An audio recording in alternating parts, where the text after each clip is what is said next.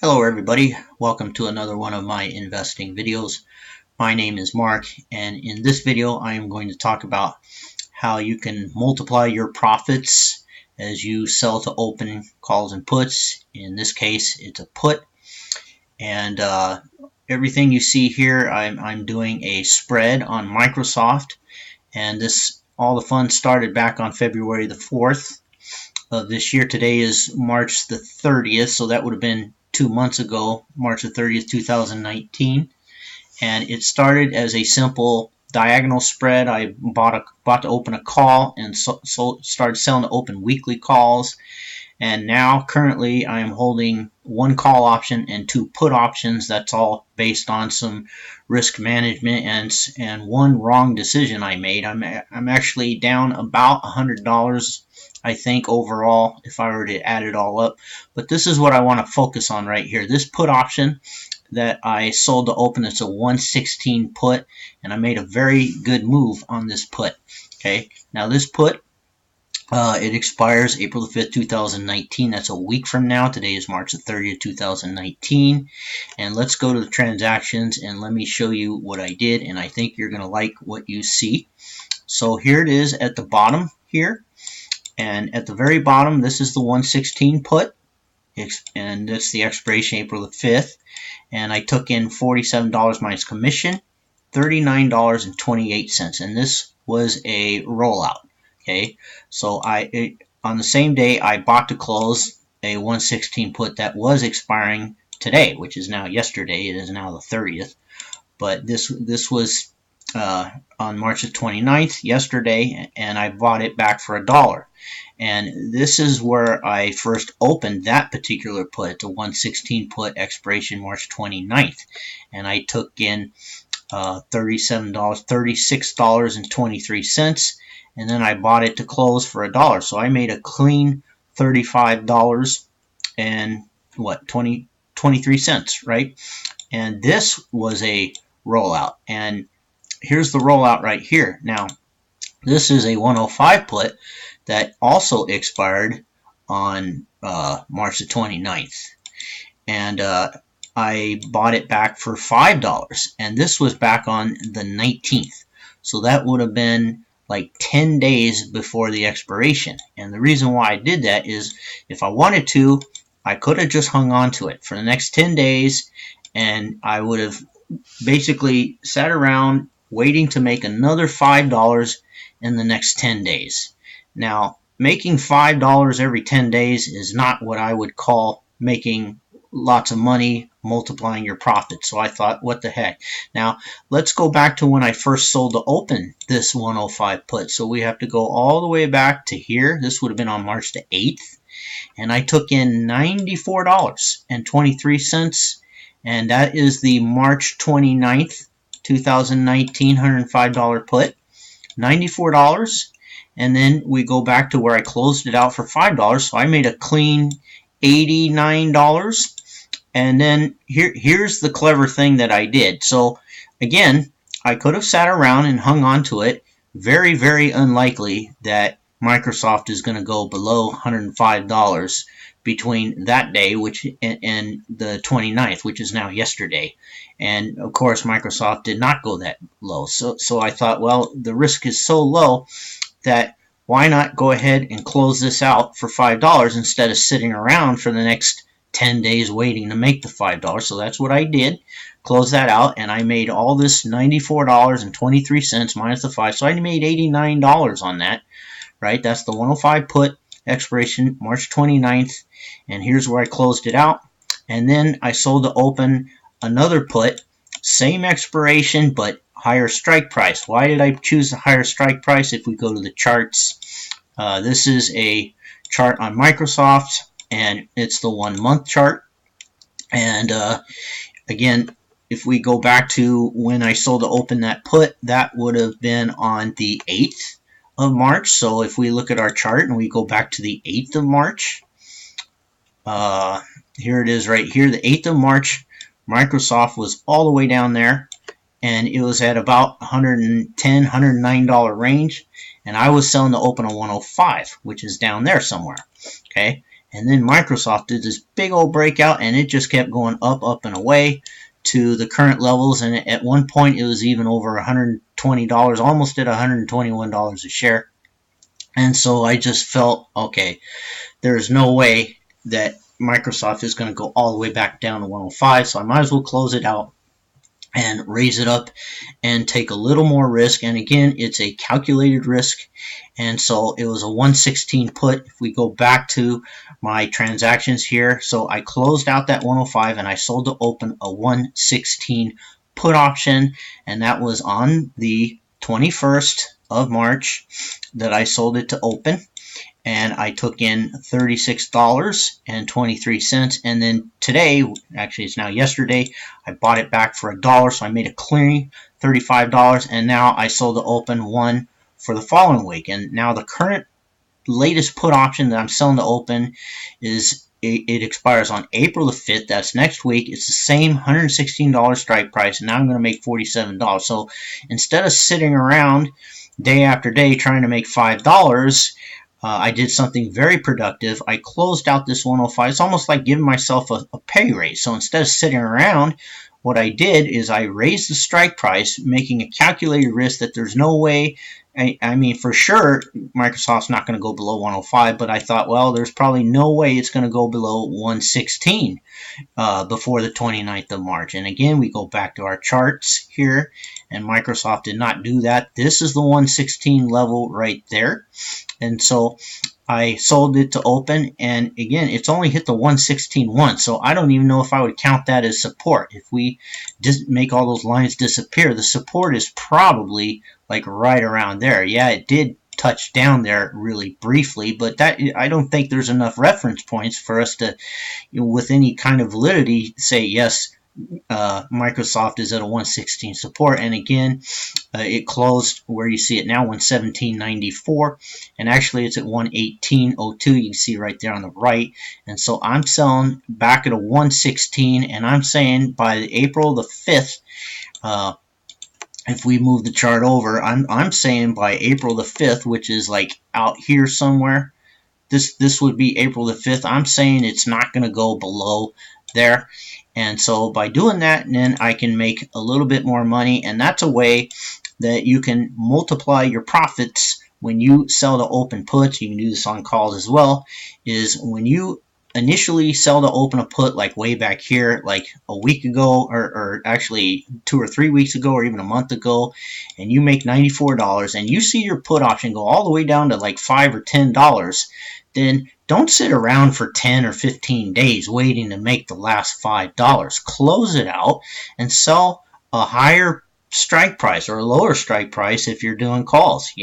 Don't just sit around and being Mr. Safe and Secure. I mean, yeah, you want to be careful and you want to manage your risk, but at the same time, there is a time when it's a decent thought to take some calculated risk, and so that's what I did. And by doing that, I could have sat around for 10 days from the 19th of March all the way to the 29th, and I could have very easily made that extra $5. Or the better thing to do, in my opinion, is to say, okay, yeah, it's a done deal. It's not going to go below 105. I made most of this $94, so go ahead and give back 5 of it, make the 89, and sell another put, higher strike price that reasonably looks like it's not going to go below that price. And again, if we look at the chart here, I don't see any indication that Microsoft's going to go below this 116 in the next week. Now, could I be wrong? Yes, I can. And if Microsoft does break below, if it does go down to 115 or 114, well, I'm not going to sit on my duff like a bump in a log. I'm going to do something. I'll buy to close this, or I'm sorry, I'll buy to close this 116, and maybe I have to pay back. Maybe I have to pay back 80 or 90, but then I'll sell to open another like put option that expires a week or 2 later, or maybe I'll even go out a month or something, and I'll sell to open a 113 or a 114 or a 115, try to take in more premium.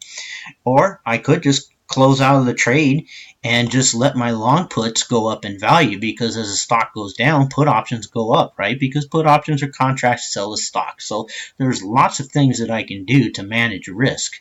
So taking risk is not a bad thing to do. And this kind of risk, I can handle it. I can, if Microsoft does decide to go back below $116 a share, I'm not going to panic. I can handle it. I can very easily go to the option chain, put in my ticker symbol, MSFT, like this, and then I can very easily go to my option chain like this, and then I can look at the 116s and I can buy to close it. And if we go out just another week, right now, the April 5th ones, you get like $40, but if we go out just another 13 days, look how much more money you get. You get double. So I will very easily be able to close out this one for whatever it's worth, and so to open another one, I can go to 115, and those are more money than the 116s. So very easy to do. And if I go out like 19 days, then I get even more. Look at that. I mean, that you get over $100, you get 80 something dollars. I mean,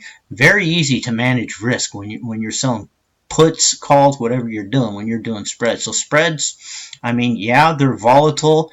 Yeah, it's probably easier, like, if you have trouble with stress or heartburn or something, yeah, it's easier to sell covered calls and buy shares of stock and buy put options and all that kind of stuff. But these spreads, I mean, yeah, they're more volatile, and yeah, you have to manage risk a little more carefully, but the money that you can make, I mean, it justifies the risk. So I suggest that if you've been selling covered calls, if you've been trading stocks, buying stocks and hedging it with calls and puts and stuff, at some point, take a little bit of your money. I mean, look at my balance here. If we look at my balance here, I still have $24,000 in cash, right? So I'm taking a very tiny, small risk of my money. I'm risking maybe a couple $1,000s of my total portfolio, which is holding at about 33 grand right now. Take a little part of your portfolio and play around with this. Don't go crazy putting all your money in one shot, one and done. Take a little bit of it and try to get the hang of it. Make small bets and try to make good profit. That's the aim of the game. Make really small bets. Very tiny little small bets of your money. 2%, what's that? Like 6-7% total in 2 years that I could lose. But the money that I could possibly make, I could easily make $10,000 or even $15,000 on this particular spread that I'm doing. And it depends upon multitude of factors. A lot of it has to do with just my own ability to be able to manage my own risk, to be able to manage these spreads on my own. But I always take responsibility for my decisions, and if I make a mistake, then I'm going to say right here in the video, hey, and by the way, I'll just tell you why I'm down about $100 on this spread, and the reason is right here, because Microsoft was down at 109, and I thought it was going low. If we go out to a longer time frame, okay, Microsoft was a ranging stock. Actually, let's go out a year. It's easier to see. And Microsoft has been ranging up, down, up and down, and up and down, and all this stuff. And then finally it went up, and then it went down, and then it went up, and then it went back down to 109. And right here is where I bought another put, because I thought it was just going to keep. I mean, if we were to make all this disappear and draw a line there, I thought it was just going to keep going down in that range. But it didn't do that. It broke out, right? Now, how the heck am I supposed to know that? So, that's just part of the game, I thought it was just going to keep trading in this range. But again, I'm selling the open puts, and I will slowly make back the loss that I took on that extra put. But for now, that's why I'm down just a little bit. And I'm okay being down $100 or $200, even $300. That's not very much money, in the big picture of my portfolio. Again, my portfolio, I'm doing fine. I still got plenty of money in my account. I still got $24,000 of my money just sitting in cash waiting to do something, and that money is going to it's going to go into more calls or puts in Microsoft, or maybe I'll just do something different. I've been thinking about Twitter, and I'll just close this video on this last final thought. Twitter, I've been thinking about doing a couple things with Twitter, buying some shares, and the put options are pretty cheap. I mean, I was looking at $32 puts, $700 for a $32 put if I were to put on an option collar, and then I was looking at some 48-day calls, and if I go out of the money, I spent $700 for a $32 put, dollar cost average $32.88, so I'd be selling like $38, $39 strike price calls, and a $38 call is paying $84. I mean, that's really good. That's a really good setup when you can buy a long-term put. You buy some shares, you buy a long-term put at the $32 strike price, you own a put, and a put options contract to sell the stock. So if Twitter goes down to 25 or 20 bucks, I own a $32 put option. My money's safe, my stock is protected, and I'm selling covered calls on a stock that I own puts. That's called an option call. I've been thinking about this, and I've got other ideas too, Levi's came out with an IPO. I guess this video is going longer, but there's just lots of things, and they just now came out with options. They don't have very many right now, but that'll change as more people jump on this train and they get into Levi's. Levi's used to have a stock, a long time ago, and then they did a buyback, and now they're back in the game again. They put out an IPO, and now they just open up some options here. So there's always, you never miss the boat. Everybody gets all nervous like, oh, I missed the boat. But there's always another boat that sails into harbor that's ready to take off. There are so many opportunities out there, and it's endless. It's no limit. So anyways, I hope you enjoyed this video. And I guess the one major takeaway that I'd like to give everyone in this video is that you can, there's always ways that you can increase your earnings and multiply your profits. And the way I did it was simply by doing a rollout, buying to close this, selling to open, and it really all started back here when I first closed this 105 for $5, and I sold to open this 116 for 37. So, just look around, and stock options, I would kindly and with kindness suggest that you get into this game. I just think stock options are a winning edge. I really love doing what I do. I enjoy making these videos, and I'm glad there's people out there that enjoy listening to me ramble the way I do. So as always, if you have any questions or comments, feel free to leave in the comment section. And until then, I will hopefully see you in the next video, and thank you for watching. Have a good day.